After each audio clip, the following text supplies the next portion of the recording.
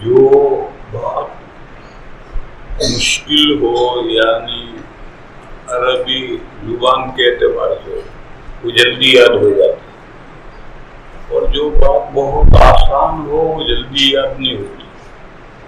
بس یہ اسماء حسنی بہت جلدی یاد ہو جاتی مگر یاد نہیں رہتے.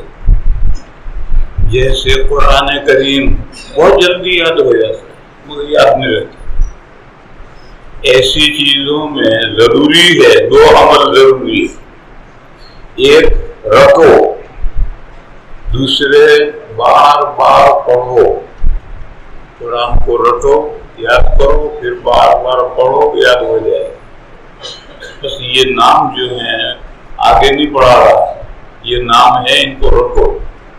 اتنے ہلکے پھلکے آسان نام ہیں ایک دم ایسا محسوس ہوگا مجھے یاد ہو گئے، حالانکہ یاد نہیں ہوتی.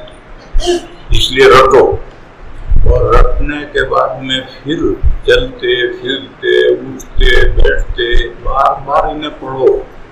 پھر جب یہ دماغ میں جم جائیں گے تو پھر نہیں بھولو گے، لیکن جب تک دماغ میں جمیں گے نہیں وہاں تک یاد ہو جائیں گے، بھول جاؤ.